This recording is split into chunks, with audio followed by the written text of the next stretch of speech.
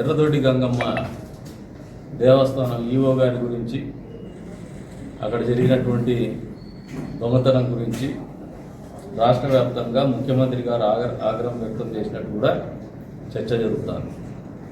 దీని పూర్వాపరాలు లేకపోతే 9వ నెలలో 29వ తారీఖునే నేను ఒక లెటర్ పెట్టినా ఇదే ఈవో గారి మీద. ఇతని మీద చాలా అలిగేషన్స్ ఉన్నాయి. ఆర్థికపరమైనటువంటి వ్యవహారాల్లో అవకతవకలు పాల్పడుతున్నాడు, ఇతని మీద చర్యలు తీసుకున్నాడు. దాని తర్వాత డిప్యూటీ కమిషనర్ గారి దగ్గర నుంచి కమిషనర్ గారికి కూడా ఒక ఎండార్స్మెంట్ పోయింది. ఏ డేట్న పోయింది? ఇది 2/11.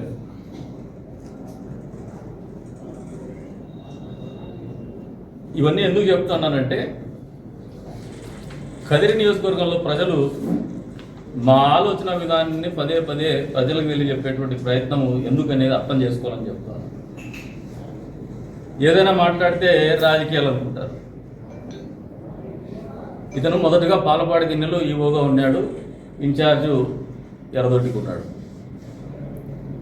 ఇతనితో పాటు వైఎస్ఆర్సీపీ పార్టీకి చెందినటువంటి ఒక నేత, I don't want to drop the names, YSRCP పార్టీకి చెందినటువంటి నేతో కార్యకర్త ఇదే సంబంధించినటువంటి వ్యక్తి, అది వైఎస్ఆర్సీపీ పార్టీని. ఒకరు అన్నదానానికి డబ్బులు ఇస్తే ఒక కాంట్రాక్టర్ ₹1,00,000 కొట్టేసినటువంటి మళ్ళీ నెల్లు చేసి ఎనికి జమ చేసినటువంటి వీళ్ళు ఇద్దరు.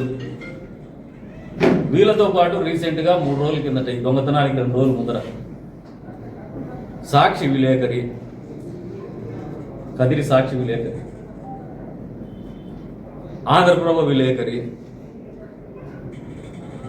ఇంకా ఒక మాజీ విలేకరి, ఇదంతా బాడీ మసాజ్ పార్టీ గ్రూప్. ఇది మందు గ్రూప్. వీళ్ళు అందరూ కలిసి ఎర్రదొడ్డి దగ్గర మందు కొట్టినారు. వీళ్ళంతా ముఠాగా ఏర్పడి చేస్తాండే అవకతవకలు ఇదే. ఈ సాక్షి విలేకరు అయితే చెన్నై పోతాడు. ఎందుకు? ఒత్తించుకునేది. నువ్వు ఒత్తించుకోవాలి, మాకు అభ్యంతరం లేదు, పర్సనల్ అది. కానీ నీ వృత్తిని అడ్డం పెట్టుకుని ఒత్తించుకుంటా ఉన్నాం అనేది మా కంటెన్షన్. అంటే అది తప్పు. దీనికి తోడు ఆంధ్రప్రభ బ్యూరో అంటారు. మందాగను ఎవరితో పోతాడు? హుండీ దొంగతనాలు చేసేవాళ్ళతో, అమ్మవారి సొమ్ములు దొంగతనాలు చేసేవాళ్ళతో, అమ్మవారి చీరలు దొంగతనాలు చేసేవాళ్ళతో. ఏమన్నా అంటే స్థాయి నేపథ్యాలు మాట, మేము చిన్న స్థాయి వ్యక్తులమయ్యా, మామూలు సామాన్యమైన వ్యక్తులము, మాకు అసలు రాజకీయాలు తెలీదు, మేము పెద్ద పెద్ద జమీందారీ కుటుంబాల్లో పుట్లా, జమీందారీ బతుకలా, కానీ ప్రజలు ఆదరిస్తా అంటే నిలబడినాం, ప్రజల కోసం బతుకుతా ఉన్నాం. మీరు ఆగర్భ శ్రీమంతులంతా, మీ తాతగారంతా మంత్రులు చేసినారు, ముఖ్యమంత్రులు చేసినారు. వైఎస్ఆర్సీపీ పార్టీ చాలా సభ్యత కలిగిన పార్టీ. పరాకమణిలో చోరీ చేస్తే సాక్షాత్తు మీ నాయకుడు చిన్న దొంగతనమే కదా అంటాడు. ఇప్పుడు చెప్తాండ మీకు, మీ అగ్రనాయకులు కూడా తలపట్టుకుని కూర్చున్నారా మీ నాయకులతో? ఇదేనికి ఆ మెంటల్ ఎక్కింది నీకేని? ఈ మాట అంటే మీకు తిట్టినట్టు బూత్ కింద కనపడుతుంది. ఈ మాటలు మాట్లాడితే మీ వాళ్ళే. సాక్షాత్తు శ్రీవారి హుండీ చోరీ చేస్తే మీరు దొంగ అని చెప్పేసి చిన్న దొంగతనం వెనకేసుకొచ్చుకునే ప్రయత్నం చేస్తారంటే మీ ఆలోచన సరళ ఏ రకం ఉంది? మీ వ్యక్తిత్వం ఏంటి? ప్రజలు ఆలోచన చేసుకుంటున్నారు, మీ నాయకులు ఉలికి పడుతున్నారు. అయిపోయేసే కదా ఆయన మనల్ని అందరినీ. ఈయన పోతే పోతాడు, మమ్మల్ని కూడా అయిపోజేస్తారు, యావత్ పార్టీని అయిపోజేస్తారు. మాట్లాడితే పాపం ఉలికి పార్టీ ఎక్కువ ఉంది. కదిరిగొడ్డల చరిత్ర కానీ, లేదంటే ఆ కథ కానీ నాది కాదబ్బా, కథ కానీ కథనం కానీ. మీ అనుయాయులు ఎవరైతే ముద్దాయిలుగా ఉన్నారో, వివేకానంద రెడ్డి గారి హత్య కేసులో వాళ్ళు కస్టోడియల్ ఇంట్రాగేషన్లో చెప్పినటువంటి డిపోజిషన్ని మేము రీట్రేట్ చేస్తున్నాం కూడా. మాది కాదు ఈ కథ కానీ కథనం కానీ. ఆ హత్య జరిగింది మా ప్రభుత్వంలోనే. మా చంద్రబాబు నాయుడు చాలా మంచోళ్ళు, ఆయన తెలుగు క్రైమ్ మేము తెలియదు ఆయనకి. తెలిసింటే ఆ రోజు నాయట్ల వాడు ఉంటే మీకు కడ్రాయికి ఆడపడుసాలు ఆడపడిచిండు, ఆయనకు అటువంటి తెలియదు కాబట్టి ఆయన చేతితో కత్తి పెట్టేసి పాపం నారాసుర రక్త చరిత్ర ఒక ఎలక్షన్ చేసుకుంటే ముఖ్యమంత్రి. అందుకే చెప్పిన ఈ గొడ్డలది నువ్వు అధికారాన్ని తెచ్చుకున్నావు, ఆ గొడ్డలే మళ్ళీ నిన్ను అధికారానికి దూరం చేసింది.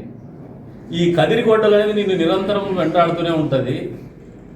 మర్చిపోవాలనుకుంటే మారిపోయేది కాదు చరిత్ర, అది సాక్షాత్తు నిలువెత్తు నిదర్శనం. అది ఇది మీరు ఎన్ని మాటలు తిట్టే మమ్మల్ని తిట్టినట్టల్లా ఈ కదిరి గొడ్డలు పదునెక్కుతానే ఉంటుంది, కానీ ముద్దుబారదు. ప్రజలకు నిరంతరం చెప్పే ప్రయత్నమే చేస్తాం. ఎవడు ఒక ఆయన మాట్లాడినాడు ఈరోజు, కదిరిలో సాయిబులయ్యా గొడ్డలమ్మిండేది, ఆ సాయిబులయ్యా పోయి సిబిఐ వాళ్ళకి స్టేట్మెంట్ ఇచ్చిండేది, పోయి వాళ్ళని అడగండి ఎందుకు అమ్మినావు అని. కదిరి గొడ్డల గురించి మాట్లాడితే మీకు ఎందుకు ఇంత ఉలికిపాటు, ఎందుకు అంత ఉలికి పడుతున్నారు మీరు, ఏం మీకు అంత బాధ? సిబిఐ మీద కేసు అయిపోండి, ఊరికూరికి కదిరి గొడ్డలు అన్నారండి. లేదంటే ఎవరో స్టేట్మెంట్ ఇచ్చినారే వాళ్ళ మోయో కొట్టండి. కదిరి గొడ్డలు అన్నావు, ఎక్కడి నుంచి వచ్చింది కదిరి గొడ్డలు? మా ఊరి ఈ నియోజకవర్గ ప్రజలు మళ్ళీ చెప్తాండా, మీరేదో మంచోళ్ళు మాకు ఉపయోగపడతారు, ఈ ప్రాంత అభివృద్ధికి ఉపయోగపడతారని ఒకే ఒక నమ్మకంతోనే మిమ్మల్ని ఎప్పుడూ ఫాలో అయినారు. మీరు మమ్మల్ని వాడిండేది గొడ్డలు కొని మీ ఇంట్లో వాళ్ళని చంపుకుని. మాకు అంత చరిత్ర లేదబ్బా, సొంత బాబాయ్ గారిని చంపుకొని అధికారాల కోసము ఎమ్మెల్యే పదవుల కోసము తాపత్ర ఇవ్వడంత చరిత్ర మాకు లేదు. ఈ రోజున ఈ స్థానంలో ఇందాక మీరు విట్నెస్ చేసినారు, పాత్రికేయ మిత్రులు కూడా ఇక్కడే కూర్చొన్నారు. ఒక పవర్ పాయింట్ ప్రజెంటేషన్ కానీ, ఒక వీడియో కాన్ఫరెన్స్ కానీ. మా ప్రయత్నంలో ఇది 3వ మీటింగ్. We're trying to bring in the KPMG on board. KPMG అనేది చాలామందికి తెలియకపోవచ్చు, ఇది ఒక అంతర్జాతీయ సంస్థ.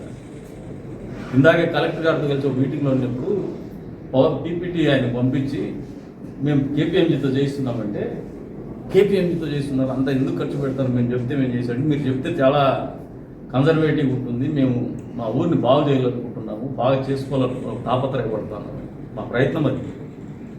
నేను గొప్పలు చెప్పడంలా, రోడ్లు వేసేదాని గురించి, నీళ్ళ గురించి, అభివృద్ధి గురించి, లా అండ్ ఆర్డర్ గురించి మీరు చెప్తే నేను నేర్చుకునే ప్రయత్నం లేదు ద్వారా. మాకు ఎలక్షన్లో గెలవడానికి సవాలక్ష ఎమోషన్స్ తోడ్పడతా ఉంటాయి.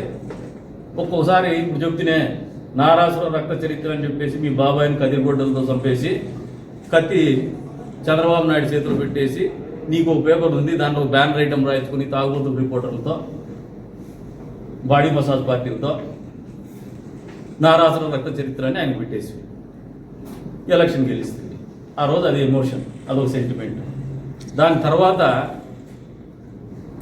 యావత్ ఆంధ్ర రాష్ట్రము, యావత్ భారతదేశం నివ్వెరపోయేటువంటి నిజాలు బయటకు వచ్చినాయి. ఆ కదిరిగొడ్డలు కొనింది నువ్వే అని, ఆ హత్యలో కారకులు మీరే అని, మీ కుటుంబమే అని. దాంతో 11 సీట్లకు వేసేసి 11కి వేసేసి మేము 151 అంటున్నారు. 11 గురించి కూడా ఆలోచన చేసుకోండి మీరు. అంతకుముందు కూడా మీరు ఓడిపోయినారు, 151 ఇచ్చినారు మీకు. రాజకీయాల్లో గెలుపోవడం సహజం. ఓడినోడో గెలిచినోడో తక్కువ కాదు. ఓడినోడైనా ఒకటే, గెలిచినోడైనా ఒకటే. వారికి ఒక పాత్ర ఉంది, వీనికి ఒక పాత్ర ఉంది. అసలు బరిలో నిలబడలేని వాళ్ళని ఇది వాళ్ళు కూడా మాట్లాడతారు,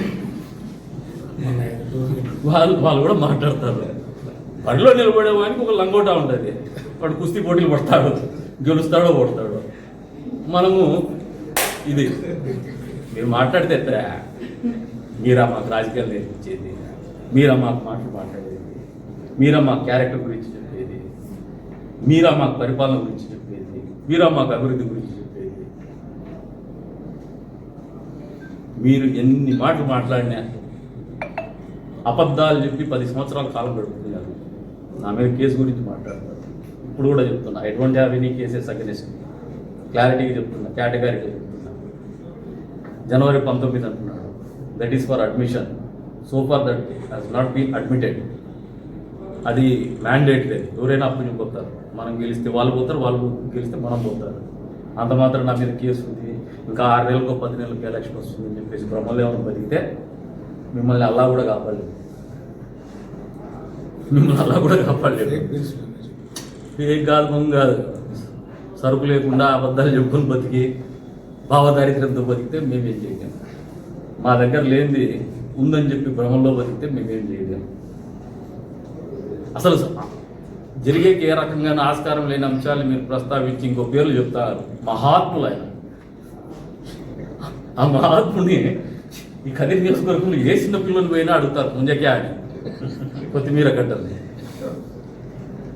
పిల్లి గెలకు సాక్ష్యం అంట. సిగ్గుండల్లా ఆ పేర్లు ప్రస్తావించకైనా ప్రజత్వ అని ఉంసార్ అసహించుకునే 10 పేర్లు అవి. పొద్దున్న లేస్తే ఊరి మీద పడి బతికే బతుకులేవి. అట్లా వాళ్ళు ఉండకూడదనే రాజకీయాలు చేస్తున్నాం. అట్లా వాళ్ళు ఉండి కూడా రాజకీయాల్లో.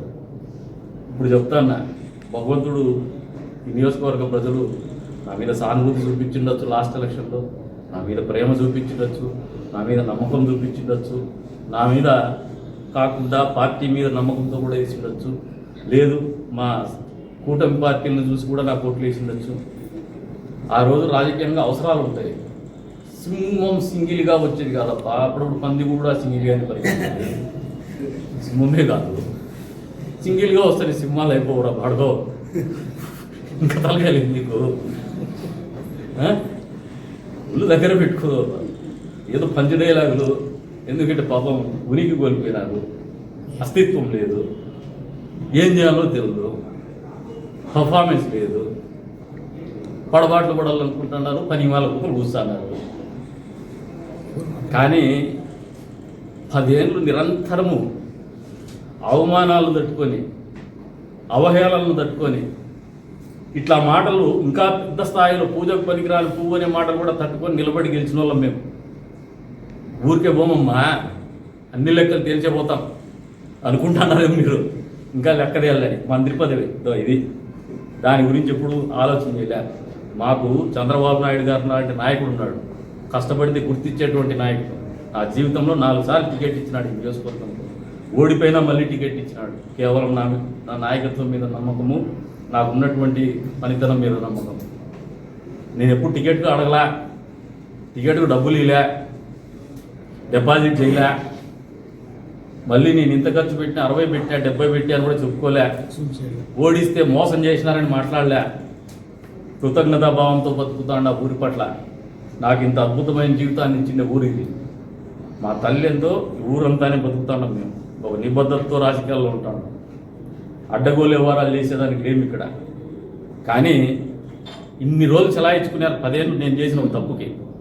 ఇంకా మీకు అవకాశం ఉంది, గుర్తుపెట్టి చాలింది అది. ఏ ఎలక్షన్ వచ్చినా మీరు నా మీద గెలవగలిగితే ఆ రోజు మీరు చెప్పిన మాటకి నేను కట్టుబడి ఉంటాను. గుర్తుపెట్టుకోండి, ఓపెన్ ఛాలెంజ్. మళ్ళీ మీకు భవిష్యత్తులో కందికుంట ప్రసాద్ అనేవానికి శక్తి ఉన్న రోజులు మీరు ఏ ఎలక్షన్లో గెలవలేరు, కలలో కూడా గెలవలేదు. రాసి పెట్టుకోండి. అట్లని చెప్పి పార్టీలు మారం మేము. క్యాండిడేట్లను మార్చుకోలే, అబద్ధాలు చెప్పుకోలే, మతాన్ని వాడుకోలే, కులాన్ని వాడుకోలే, అట్టబాక్సుల్లో డబ్బులు వాడుకోలే, డబ్బులను నమ్ముకొని రాజకీయాలు చేయలే. నా దగ్గర ఇంత ఉంది, ఆయన దగ్గర ఏమీ లేదనే మాటలు కట్టుబడి కూడా ఎలక్షన్లు చేసినాం.